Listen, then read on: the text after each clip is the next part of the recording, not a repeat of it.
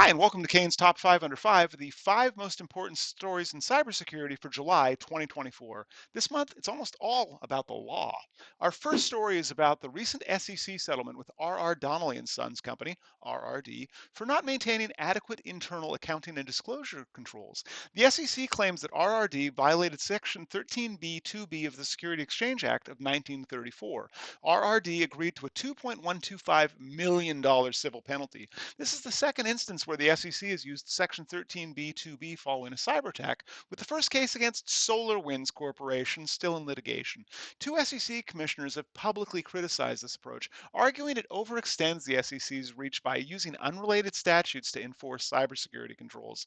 This criticism is similar to that of the FTC's use of Section 5 of the FTC Act for cybersecurity requirements. The SEC's broad interpretation could mean that companies' information systems are assets, and unauthorized access could lead to SEC violations, potentially regulating public companies' cybersecurity practices. The outcome of the SolarWinds case will further test this enforcement strategy. Our second story is an update about the FTC and MGM. The FTC recently requested the U.S. District Court for the District of Nevada to enforce a civil investigative demand, CID, related to the September 2023 breach at MGM. MGM's refused to comply with the FTC's demand, and because a CID is like an administrative subpoena, this will be the first time a judge is looking at the FTC's request. The FTC argues that it has the right to acquire data and records from the MGM regarding the cyber attack. They've emphasized that investigating this incident is crucial because MGM has experienced several breaches since 2019, which compromise consumers' personal information. The outcome of this case could have significant implications for how companies respond to federal investigations into cybersecurity breaches. Our third story isn't about litigation. Fitch Ratings, a prominent credit agency, released a report on the impact of cyber attacks on the water and sewer sector. Despite common concerns, Fitch believes these attacks are unlikely to be significant for the rated utilities. Fitch emphasizes that the water and sewer utilities they rate, which are mainly large and financially robust, are well equipped to handle cyber risks. While smaller systems with limited staff and resources are more vulnerable, Fitch has not downgraded any rated water and sewer utilities due to cyber breaches.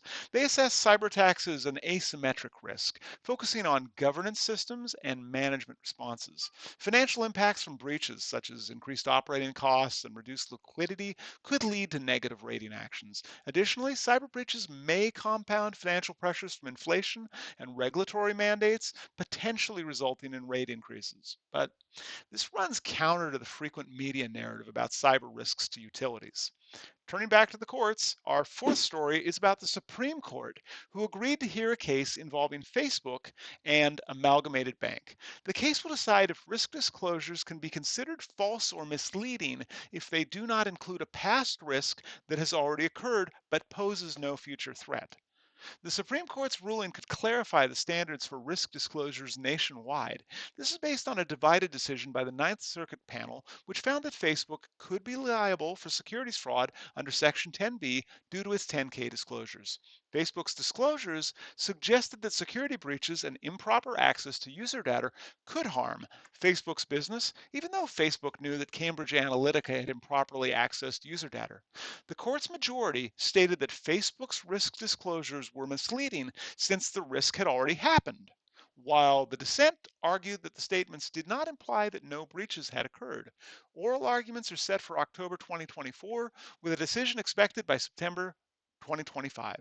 Our fifth story is an interesting case from the 11th Circuit Court of Appeals. Circuit Judge Newsom, known for his focus on plain language, offers a unique perspective on using AI in judicial settings. Most discussions about AI in courtrooms revolve around bans and restrictions. However, Judge Newsom sees potential for AI, particularly large language models, to aid in interpreting legal texts. In his detailed analysis, spanning 32 pages, Judge Newsom explores how AI can help judges and lawyers understand the common meanings of words, which is a critical aspect of resolving contractual disputes. The appendix includes prompts and responses from various large language models and practical applications. This approach suggests a controlled, thoughtful integration of AI in legal proceedings, emphasizing its role in clarifying language rather than replacing human judgment. This could mark a shift in how AI is used in the legal field. Thanks for watching today, and if you'll be at Black Hat this year, DM me on LinkedIn and we might be able to get together.